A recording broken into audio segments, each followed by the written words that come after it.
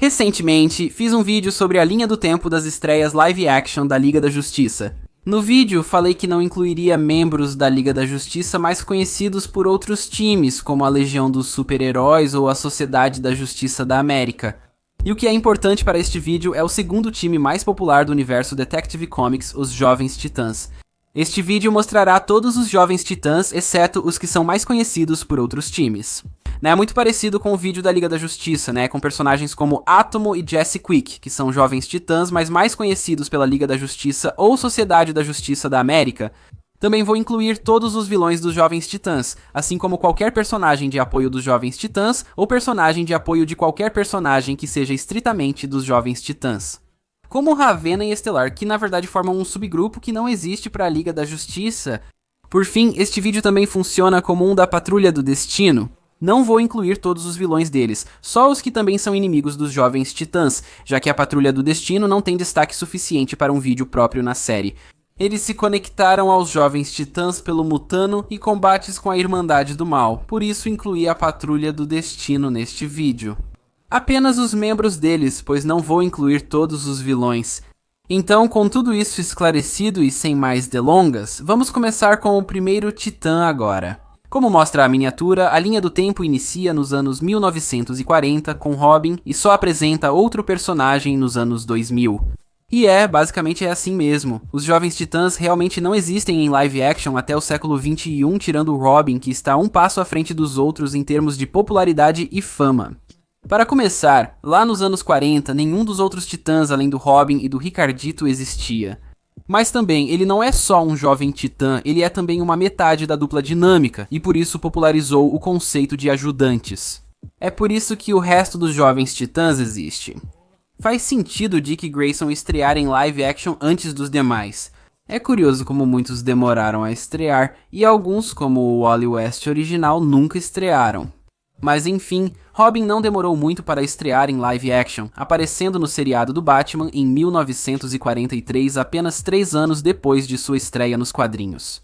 Se você fala do Asa Noturna, ele só aparece de verdade na segunda temporada de Titãs em 2019, a não ser que considere o filme Batman e Robin, onde o Robin usa traje do Asa Noturna, mas o título ainda é Batman e Robin.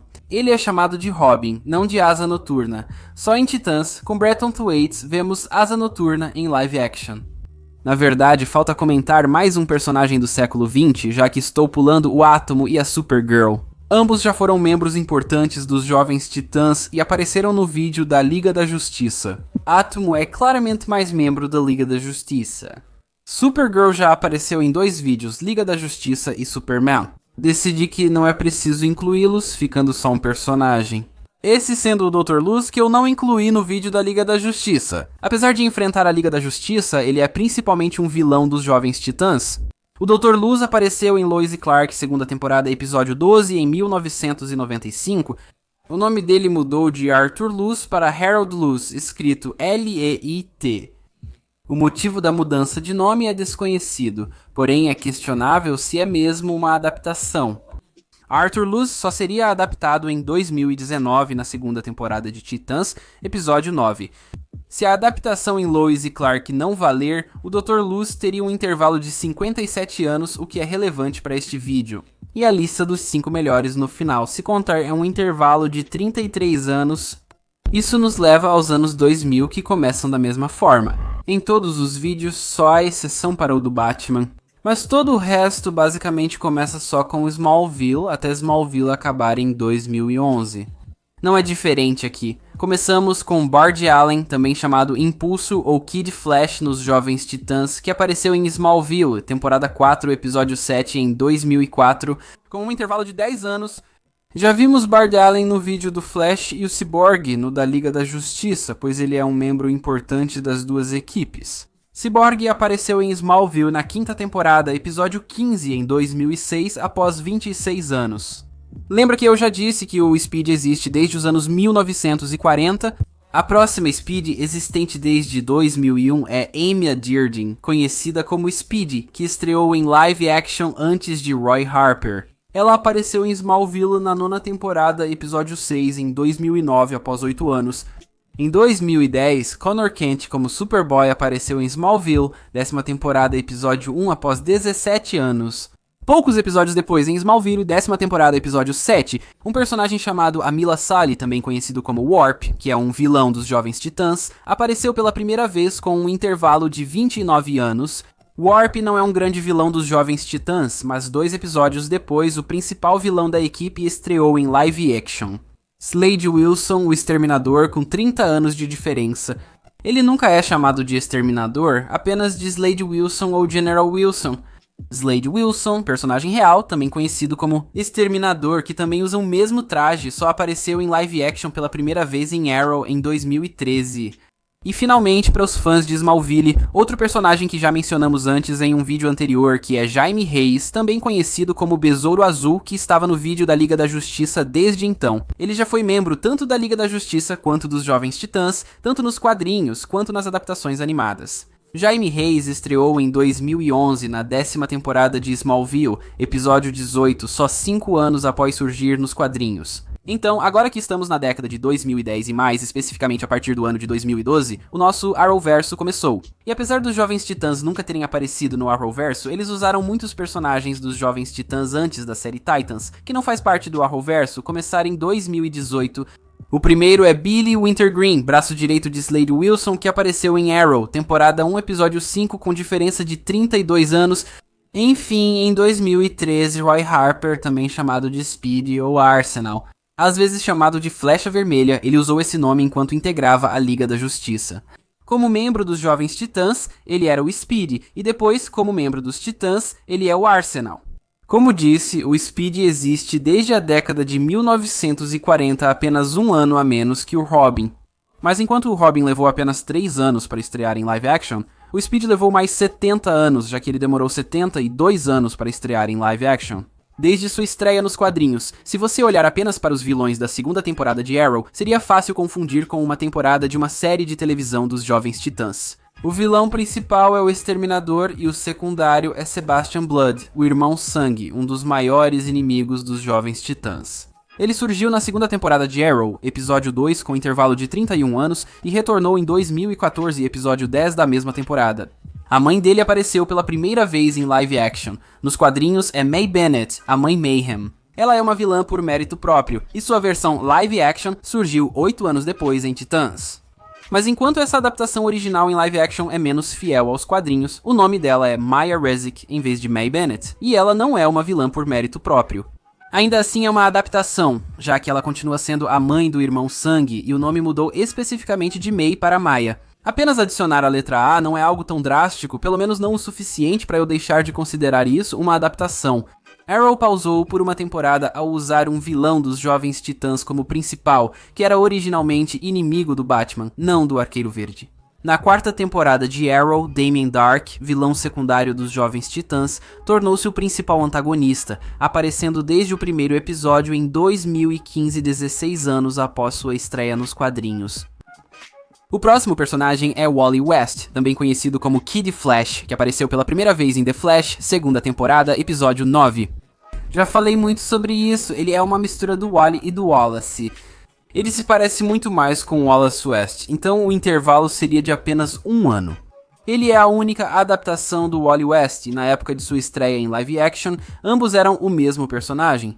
Ele pode ser considerado uma adaptação do Wally original, assim que uma adaptação real do Wally original fizer sua estreia em live action. Acho que poderíamos separar os dois, mas por enquanto ele é uma junção de 2 personagens. Vamos colocá-lo nas 2 listas ao final. Ele tem só 1 ano a menos que o Wallace, mas 55 a menos que o Wally. O primeiro membro da Patrulha do Destino a aparecer em live action não é um dos principais. Valentina Vostok estreia em Legends of Tomorrow, 1ª temporada, episódio 4, em 2016. Nos quadrinhos, ela é a Mulher Negativa, aqui vira uma Firestorm soviética. Ela foi a primeira da Patrulha do Destino a estrear em live action, com um intervalo de 39 anos. 2 episódios depois, em Legends of Tomorrow, temporada 1, episódio 6, Grant Wilson, o Ravager, estreou em live action após 36 anos. Ele nunca é chamado de Ravager, mas sim futuro exterminador, sucessor do pai, cortando. Entre tantas séries de televisão, aqui está o filme Batman vs Superman. O Despertar da Justiça traz Silas Stone, pai do Cyborg, em sua estreia live action. Eu não o incluí no vídeo da Liga da Justiça, então pensei, por que não incluí-lo aqui? E ele estreou nos quadrinhos 36 anos antes. Em Supergirl, temporada 1, episódio 15. Índigo, Brainiac 8, estreou em live action após 12 anos. Ela é uma vilã dos Novos Titãs nos quadrinhos, como Magenta, que já foi membro e inimiga do grupo, estreando em Flash, temporada 3, episódio 3 após 34 anos. Então, na quinta temporada, Arrow usou mais um personagem dos Novos Titãs como um de seus principais vilões, desta vez o principal vilão dos flashbacks da quinta temporada. Konstantin Kovar, um vilão secundário dos Novos Titãs, surgiu em 1968 como inimigo dos Titãs originais, mas em live action. Arrow, quinta temporada, episódio 6, com intervalo de 48 anos em 2017. Supergirl, terceira temporada, episódio 3, marcou a estreia de Megan Moore, também conhecida como Miss Martian, que estreou nos quadrinhos apenas 11 anos antes. Na sexta temporada de Arrow, episódio 5, Joe Wilson, Jericó, filho de Slade, apareceu pela primeira vez em live action após 33 anos. Apesar de ser uma deturpação do personagem, ele não é mudo, não tem poderes e é um vilão. Depois vira o Exterminador. Uma adaptação ruim, mas ainda assim uma adaptação. Amon Thomas ou Osiris vive uma situação estranha. Incluo aqui porque já integrou os Novos Titãs e não surgiria em outros vídeos. É estranho porque ele estreia em Lendas do Amanhã, terceira temporada, episódio 15. O nome dele não é Amon Thomas, mas Beherod Thomas, que depois muda para Beherod Tarazi devido a eventos que alteram a realidade. No fim, ele tem outro nome e quase nada em comum, apesar de, tecnicamente, ser o mesmo personagem no início. E como uma curiosidade, o ator que interpretou a versão jovem desse personagem, que apareceu naquele episódio de estreia, acabaria interpretando o mesmo personagem, mas em um universo diferente. Em Adão Negro, que é uma curiosidade que encontrei enquanto pesquisava para este vídeo. Em 2018, Tanya Spears, que vira uma poderosa nos quadrinhos, estreou em Supergirl, temporada 3, episódio 18, apenas 4 anos depois. Isso é um detalhe técnico, pois ela só é chamada de Tanya na tela e nunca vira a poderosa. Entrevistas nos bastidores confirmaram que é a Tanya Spears, sendo considerada uma adaptação. Na verdade, esse é o último personagem antes de Titans, série que trará mais estreias em live action. O primeiro episódio de Titans Alone é o maior episódio individual dos Jovens Titãs. As estreias dos personagens como Mutano, com um intervalo de 53 anos Ravenna, com um intervalo de 38 anos assim como Estelar, também com um intervalo de 38 anos, todos fizeram sua estreia em live action nesse episódio. Vai ser a primeira temporada de Titãs em sequência aqui, exceto por esse pequeno problema. A sétima temporada de Arqueiro estreou na mesma época e apresentou outro personagem dos Jovens Titãs. É mais um personagem do Arqueiro Verde, a Emiko Queen, também conhecida como a Arqueira Vermelha, com diferença de só 5 anos. Ela nunca é chamada de Arqueira Vermelha, e a mãe dela foi mudada de sombra para uma nova personagem chamada Kazumi Adachi. E por causa disso, e porque ela inicialmente é uma vilã que odeia as Queens, o nome dela na verdade não é Emiko Queen, é mais Emiko Adachi, mas novamente é muito claro que é a mesma personagem. Na primeira temporada de Titãs, o episódio 2 apresentou Hank Hall, Gavião, após 50 anos, e Dawn Granger, a segunda Columba. Então ela tem um intervalo muito menor, de apenas 30 anos. O episódio 4, chamado Patrulha do Destino, marcou a estreia em live action da equipe, com o Homem-Robô, Garota Elástica, Homem Negativo e o Chefe. Todos eles têm um intervalo de 55 anos. Além disso, o corpo da garota morta neste episódio é da Shilene Lau, ex-membro da Patrulha do Destino nos quadrinhos. Ela tem um intervalo de 17 anos e, até agora, só apareceu em live action como cadáver. Ao contrário de Dick Grayson, Tim Drake e Damian Wayne, Jason Todd nunca foi realmente um membro de destaque dos Novos Titãs. E como Capuz Vermelho tirando em Titãs, ele também nunca foi inimigo ou membro dos Novos Titãs. Ele foi em certo momento membro dos Novos Titãs, e eu queria incluir todos os Robins que eu posso, porque Damian Wayne ainda não apareceu em live action, mas Jason Todd fez sua estreia em live action em Titãs, temporada 1, episódio 5, com um intervalo de 35 anos. A mãe de Raymond, Angela Roth, fez sua estreia em live action em Titãs, temporada 1, episódio 7. Em Titãs, seu nome é Angela Azerat, não Angela Roth, e há um intervalo de 37 anos. No episódio 8 da primeira temporada, Donna Troy, Moça Maravilha, apareceu em live action 53 anos após surgir nos quadrinhos. Até então, só 3 dos 5 membros originais dos Novos Titãs, ou Fab 5, tinham aparecido em live action. O episódio 9 trouxe a estreia em live action de Dawn Hall, o Rapina, e mesmo após 7 episódios, ainda estamos em 2018, Dawn Hall e Hank Hall estrearam na mesma edição, e com certeza no mesmo ano, na época em que isso aconteceu. E considerando que ainda é 2018, ele tem o mesmo intervalo que o irmão, de 50 anos. Na primeira temporada é o vilão principal e um dos maiores inimigos dos Jovens Titãs. Trigon apareceu na primeira temporada, episódio 10, com um intervalo de 38 anos até a segunda temporada de Titãs. A primeira temporada de Patrulha do Destino foi lançada e este vídeo inclui todos os principais membros da equipe. Mesmo que todos os principais já tenham surgido em Titãs, eles terão muitas estreias em live action. Isso começa com o episódio 1 da primeira temporada de Patrulha do Destino, que marcou a estreia em live action da Johnny Maluca agora no ano de 2019, que tem uma diferença de 30 anos. Eleanor Stone, mãe do Cyborg, apareceu pela primeira vez em Patrulha do Destino, temporada 1, episódio 2, 39 anos após sua estreia nos quadrinhos. Patrulha do Destino, temporada 1, episódio 6, apresentou a equipe original do universo. Mento, diferença de 55 anos, Celsius, 42 anos, e Lodestone, 32 anos. Outro membro da Patrulha do Destino, Joshua Clay Tempestade, apareceu neste episódio, com 42 anos de diferença. Danny e a Rua estrearam no episódio 8 com 29 anos de diferença. Flex Mantalo estreou no episódio 12 também com uma diferença de 29 anos. E então, no episódio 15, Dorothy Spinner fez sua estreia em live action com uma diferença de 31 anos. O que nos leva à segunda temporada de Titãs. O episódio 2 marcou a estreia em live action de Rose Wilson, também conhecida como Ravager, a terceira e última filha de Exterminador, que tem uma diferença de 26 anos.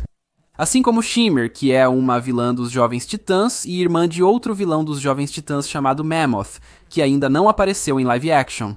Na segunda temporada de Titãs, episódio 3, o Aqualad original, ou Tempest, estreou em live action após 59 anos com diferença de 38 anos, o que tecnicamente pode ser considerado o último membro dos Jovens Titãs originais a fazer sua estreia em live action. Mas isso só se você considerar o Wally West da CW como o original. Se desconsiderar, nem todos apareceram em live action. Além disso, essa versão do Garth só apareceu neste episódio. Na segunda temporada de Titãs aparece Bat Kane, que já foi Batgirl, Flamebird e Hawkfire. Na verdade, nunca foi dos Novos Titãs ou Titãs, mas sim dos Titãs do Leste. Essa adaptação em live action nem parece uma adaptação. O nome dela mudou para Mary Hamilton e agora ela é meia-irmã de Kate Kane, não mais prima. Ela ainda não apareceu como Flamebird, Hawkfire ou até mesmo Batgirl. Em vez disso, ela foi a Era Venenosa por um tempo. Então não é exatamente uma adaptação fiel, mas também não existe nenhuma outra versão dessa personagem em live action, pelo menos por enquanto. Até agora, essa é a única adaptação da personagem, com um intervalo de 58 anos. No episódio 9 da segunda temporada de Titãs, 2 personagens dos Jovens Titãs estrearam em live action.